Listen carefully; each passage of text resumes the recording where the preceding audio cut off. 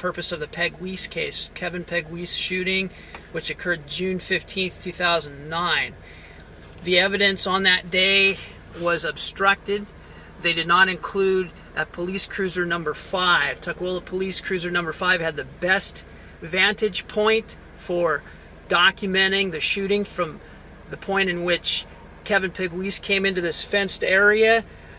They cornered him. He had his hands raised in surrendering. They tased him, and then issued the commanded the police dog Gino to attack.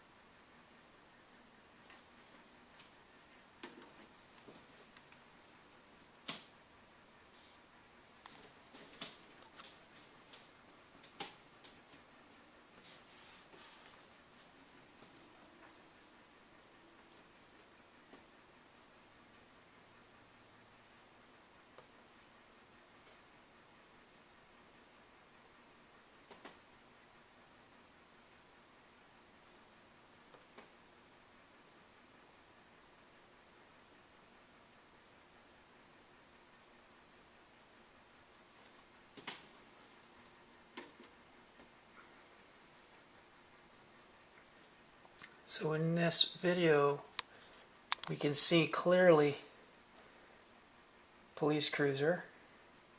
This is right at the speed bump.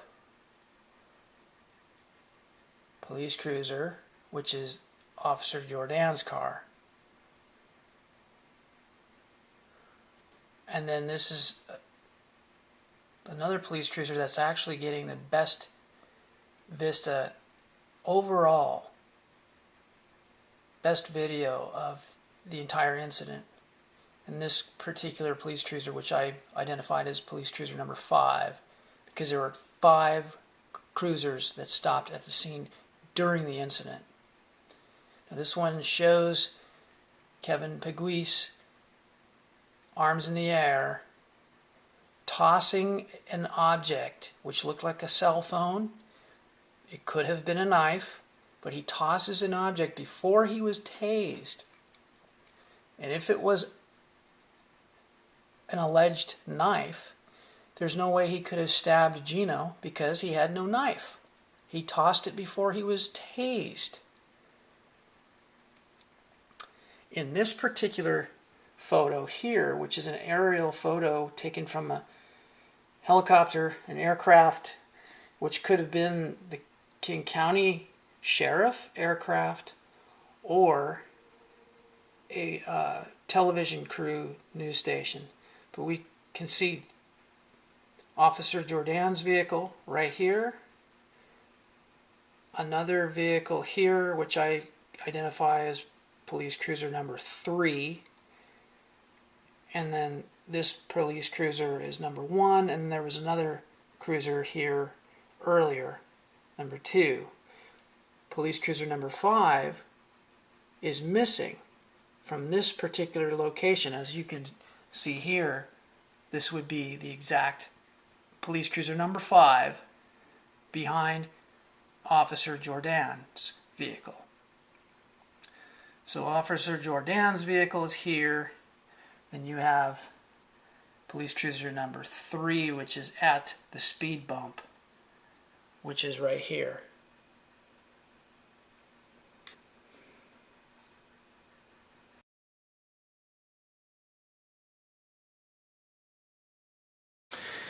My name is Regis Costello. I was asked to interpret dash cam video of this particular case. That very camera coverage is no longer included in the case. It was not introduced, and this is the reason for this documentary. On June 15th, 2009, Kevin Pegues was chased from the Tukwila Trading Company grocery store for allegedly stealing a ball worth approximately $2. He had on his possession $1.86, and a pedestrian that was also paying for groceries there in the checkout line made the decision to pay for the remaining balance. So the Tukwila Trading Company apparently was not out any money at all. But nonetheless, Kevin Pegues was chased. He was under the influence of narcotics, so he had already some issues with the narcotic use, and he had been arrested in prior incidents, 2 other arrests in the city of Kent. He had a history of narcotic use. Mr. Pegues was allegedly carrying a knife and ran from the police across International Boulevard and into a basketball court that was fully fenced on all 4 sides. He had surrendered. As the dashcam video shows, he had tossed his knife prior to his being tased. The police came. There were 5 police vehicles at the scene. 3 of those 5 vehicles had dash cam capabilities, recording devices that were also controlled by their mobile microphones. So as the police officers were in the field within that basketball court, they were also able to control from their microphone the dash cam video recording devices.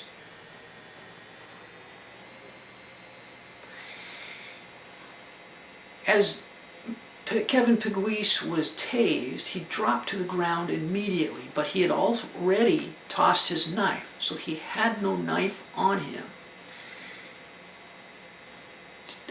Officer Sturgill, who was accompanying the Tukwila police dog Gino, ordered Gino to attack. Kevin Pegues was already on the ground being shocked and tased, and Gino begins biting at his head. Then Detective Cease approaches slowly with intent to discharge his weapon, which he did twice. He shot Kevin Pegues in the back, and what I saw from the dash cam video that is clearly missing from the evidence, and I searched in the King County exhibit room in the King County Courthouse in downtown Seattle, and it doesn't exist within any of the exhibits. So it was struck from evidence, perhaps because Tom Sanders shared the video with me and I was not a party in any way, shape, or form from a professional standpoint to be granted opportunity to review any of the evidence while it was navigating through the courts. Why was I given access to the evidence in this case? At the time of this case being prosecuted, the forensic specialist, Tom Sander, who was assigned the scope of work to review all of the dash cam video, he was also working on a case for me and my family regarding my father's health care. He was given the task of reviewing some images. That particular case went to the United States Supreme Court on review in case number 13-489. Mr. Sandor requested that I look at the most important piece of evidence in the Kevin Pegues case, and that being allegedly from police cruiser number 5, which I've identified it as number 5, and also most likely that police vehicle driven by Detective J. Cease. So as Detective J. Cease was in the basketball area, he was also able to control his recording device from his microphone. Mr. Sandor did not disclose the name of Kevin Pegues during the time that he shared with me the video. And it was not until June of 2014 that I actually learned the name of Kevin Pegues, and then I began to dig deeper into that case and discovered what was missing. I had also assisted Tom in another case that was going simultaneous to my father's case and the Kevin Pegues case, and that was the Ray Davis Bill case. So with all of this combined, I begin to understand how severe this was, and there were other outside forces that were unlawfully mining my cell phone and my conversations. A legal counselor that I employed clarified that my phone was being downloaded. Text messages, voicemails, voice conversations in real time were all being monitored. I had spoken about a problem that Tom was faced with in his work. He was under strict scrutiny for not presenting his work for peer review. He was so confident that his work should not need to be challenged that he had never submitted his work for peer review. I was concerned about his overconfidence and some of the remarks that he would make, and I shared those concerns with Lisa Werner multiple times during our telephone conversations we had. So it's reasonable to conclude here that that